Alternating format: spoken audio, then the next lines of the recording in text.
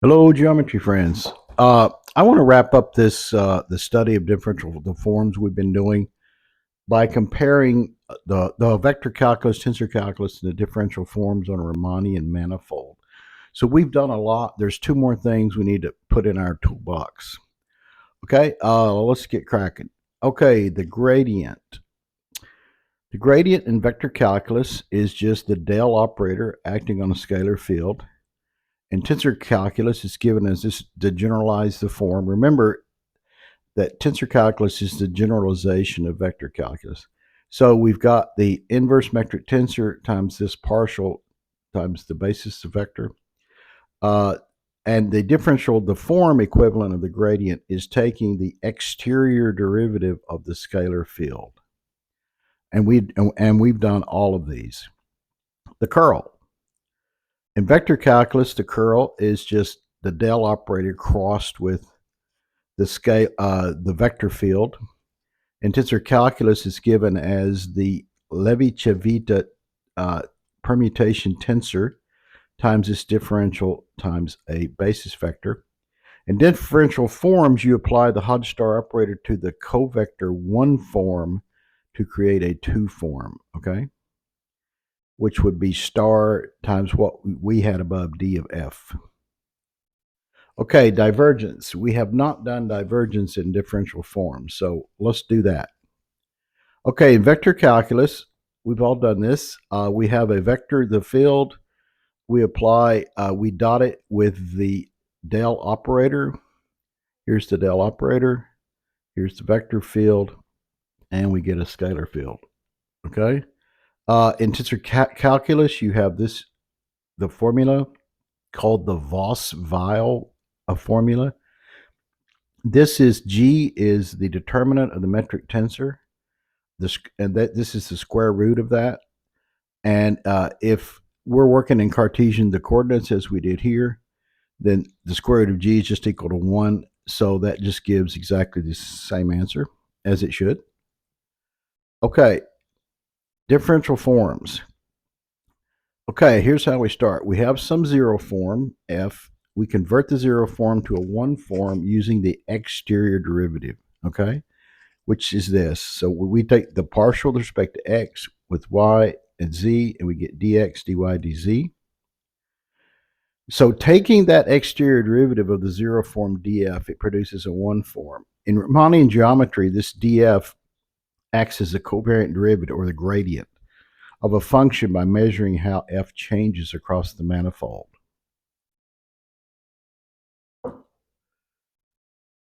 Now, we want to convert this 1 form to a 2 form using the Hodge-Star operator.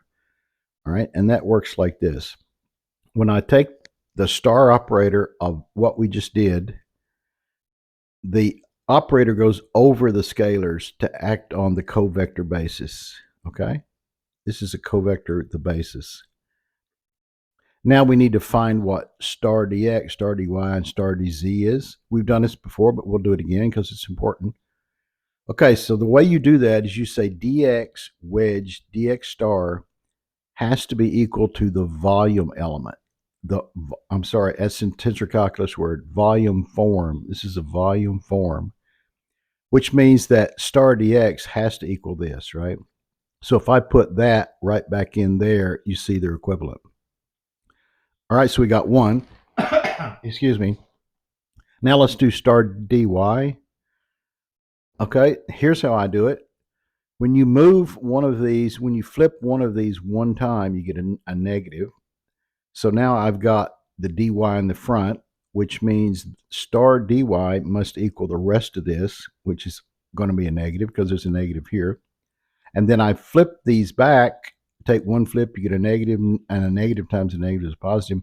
So we get dz wedge dx. We got to do dz. I do this the same thing. I go 1, 2 flips, but 2 flips gives me a positive. So therefore, star dz must equal that. Okay? Then you plug those, what we just found, back into here, and you get this. Okay, so that's our 2 form. Star d of f. Applying the Hodge-Star operator to a 1 form, like we just did, maps it to an n minus 1 form. N is the number of dimensions, so that'd be 3 minus 1 is 2, gives you a 2 form. Okay, geometrically, this turns the gradient into the flux through an area element. And once again, there's a tensor calculus word. This is an area form, right? Because it's only got 2 dimensions. Okay, step 3. Convert the 2 form to a 3 form by applying the exterior derivative operator d. All right? So we're going to take d of star of d of f, okay? So we got d takes on each one of these, right? So this is the differential geometry equivalent of taking the divergence. And we're going to expand this here in a minute. Okay, example. So convert a 0 form to a 1 form. Here's our 0 form. We want to apply the exterior derivative operator d, right? Which means that since this is f, that means we're going to take the derivative of this whole thing with respect to x. Obviously, that goes to 0 and that goes to 0. And we just get x squared dx. And this whole thing with respect to y is just y squared dy. Whole thing with respect to z squared dc. Okay? Step 2, convert this form into a 2 form using the Hodge-Star operator. Okay, so once again, the star operator jumps the scalars and acts on the covector, the basis, or it can act on the covector, the wedge products as well. All right, so now we plug in our dx, dy, dz's that we found up above, and we get that. So that's our 2 form, star d of f. All right, we're getting there. Convert the 2 form to a 3 form by applying the exterior derivative operator d. So now we're going to do d of star d of f. All right, so that means that d applies to each one of these, x squared, y squared, z squared. All right, so what this first term here means is that you're going to take the derivative of x squared with respect to x, y, and z, and obviously all those are 0. So you just get dx, you get 2x dy wedge dx wedge dy wedge dz. Okay, and this is now our volume form. So here's the first component of this equation. We do the second part of that equation, and we get this. And you see here, now I need to get this back to the volume, the form. So how can I do that? I can do 1, 2 flips, which is a positive. The last term in that equation was this. All right, and we're going to get down to here. Now I need it back in this form. So how do I do that? I do 1, 2 flips with dz, which is a positive, and now I got my answer. All right.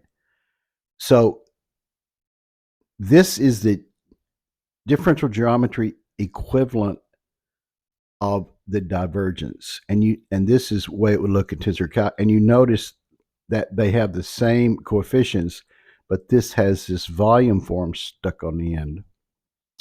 Okay, so this produces a true scalar, okay? And this thing is called a pseudo-scalar because if I flip one of these, I get a negative. So it does not commute, and that does commute. Okay?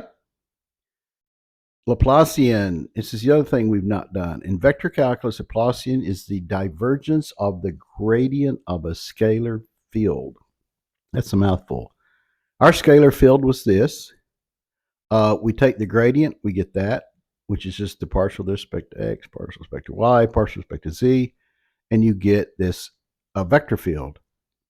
Okay, and we dot it now with the del operator, and we just get this scalar. And tensor calculus, it uses this complicated equation, but we're working in Cartesian coordinates, so that's one. That's the Kronecker delta, and that's 1. So you just get the same answer. Okay, now differential the forms. Now, here was our scalar field, Okay, we find the differential form equivalent of the gradient, which was that. We find the differential form equivalence of the divergence, which was that. So we just got one more step to take. All we got to do now is apply the Hodge-Star operator to this equation to find the equivalent of the Laplacian in differential geometry. And it's star of all of that. So remember, the star jumps over to the covector, the basis, which in this case is a 3 form, right? And so just like we did when we were doing it up above, to find star this, it must equal the volume form. And how can that be true? Well, it can only be true if that's equal to 1. So they're equal to themselves. All right? So that means that this goes away and we just get a scalar, a real scalar. Okay? So that's the last thing we had to do was the divergence and the Laplacian. Okay, and I'm going to try to find some interesting but not too hard applications of differential forms in physics, and we'll give that a whirl. All right, see you later.